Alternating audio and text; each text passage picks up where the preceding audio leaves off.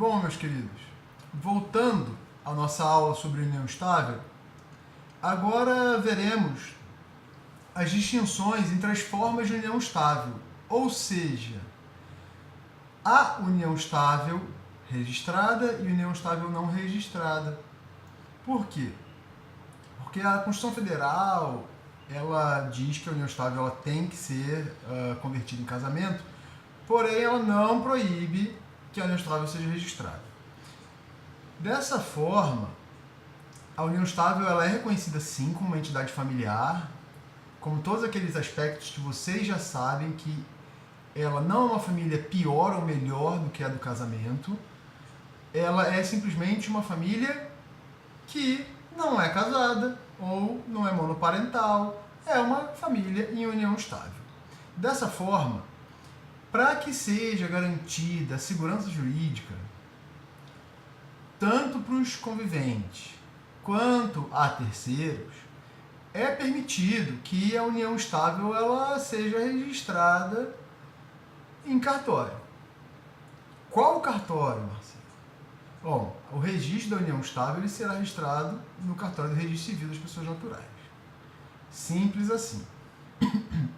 A nossa aula não é uma aula sobre direito registral, não iremos adentrar muito profundamente no direito registral, porque esta aula é para direito de família e sucessões, especialmente para juristas que são advogados ou que estão estudando para concurso, e também para leigos. Não é uma aula de direito registral. Se fosse uma aula de direito registral, entraríamos muito mais a fundo nessas questões. Mas podemos conceituar a união estável em duas espécies. Quais são? A união estável própria, que é aquela fática, é aquela que acontece e que não tem registro. Essa é a união estável própria, a união estável comum, a união estável regular.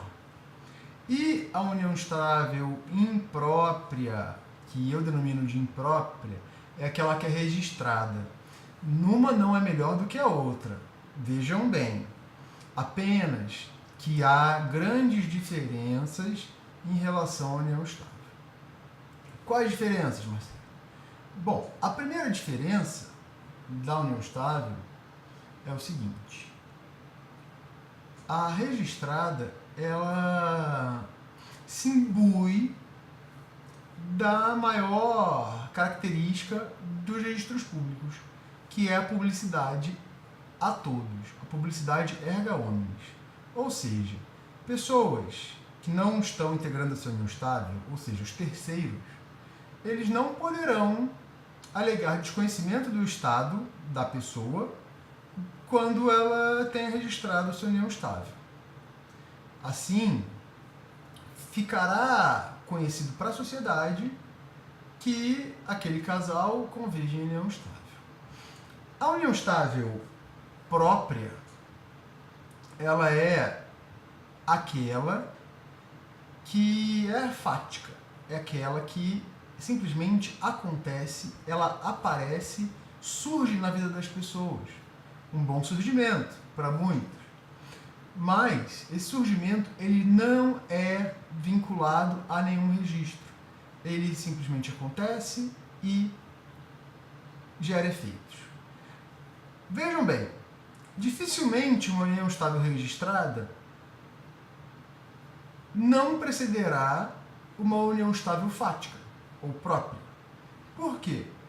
Pensem bem, o casamento sim, ele possui um marco inicial muito delimitado. Aquele dia que os conviventes, os cônjuges, eles marcam para casar no cartório de registro civil ou na igreja. Mas a união estável, ela ocorre faticamente e depois pode ser dado registro. Então, a partir do momento daquele fato que seja, às vezes, um ânimo das partes e o cumprimento dos requisitos, ela pode estar configurada. Então, dificilmente ela coincidirá, o marco inicial dela coincidirá com o do registro. Depois veremos como é possível apostar data, ou se é possível ou se não é possível apostar data no registro da união estável. Principalmente porque esse início é incerto.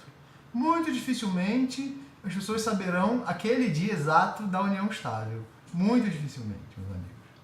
Bom, então a primeira questão prática, para você que está divulgando, para você que está estudando para concurso, como fica a questão da outorga marital, aquela lá do 1647, como fica essa outorga marital, ou outorga uxória, para alguns, embora esse termo seja do Código 16, ou outorga convivencial, se formos deixar mais específico o termo, como fica nas uniões estáveis, registrada e não registrada. Bom, na união estável não registrada, fica difícil do comprador de um imóvel saber que o vendedor vive em união estável.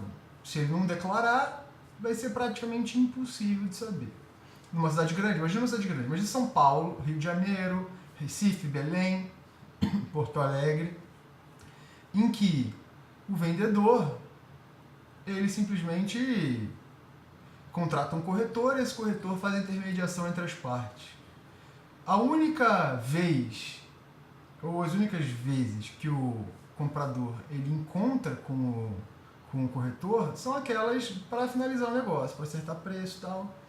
E quando a pessoa se declara solteira, não há por que duvidar disso. E após esse momento, na outorga da escritura, na lavratura da escritura, as partes elas simplesmente buscam uma certidão do registro civil. E a certidão do registro civil ela não vai dizer que a pessoa está numa união estável não registrada. Por quê? Porque é impossível que se saiba de algo no registro público que não esteja registrado. O ingresso dessa união estável no registro público não vai ocorrer. Então, na outorga convivencial dos companheiros, já decidiu o TJMG e outros tribunais também, mas que ele diz o seguinte, o relator Claré de Moraes, tá? Eu vou ler para vocês aqui, ele fala o seguinte, que é bem interessante. Considerando a ausência de publicidade da relação entre apelante e seu companheiro no registro imobiliário do bem descrito na inicial, ou seja, não teve publicidade da relação entre apelante e companheiro no registro imobiliário. Não tinha no registro imobiliário, muito menos também no registro civil. Porque se tivesse no registro civil, não tivesse no registro imobiliário, o registrador de imóveis ele necessitaria de fazer uma verbação dessa união estável no registro de imóveis também. Então não tinha no registro de imóveis e não tinha no registro civil. Ou seja, estamos tratando aqui de uma união estável fática, uma união estável própria, porque não tinha publicidade no registro imobiliário, porque não tinha publicidade no registro civil. Porque na hora da lavratura da escritura, não se constatou uma união estável entre as partes, entre os vendedores. Dessa forma, não foi exigida pelo registrador imobiliário que se juntasse à certidão de casamento do vendedor para fazer de união estável do vendedor para fazer uma verbação. Então não tinha. Então, não houve também a demonstração de má-fé dos adquirentes. É óbvio que a má-fé ela contamina o direito, entendendo que devem ser preservadas os efeitos do ato de alienação em questão. Ou seja, nesse caso, quando é uma união estável fática, sabemos que essa união estável ela não pode, simplesmente não pode estar proibido de registro, porque ela simplesmente não teve uma lavratura de uma escritura anterior, enfim. Então, não houve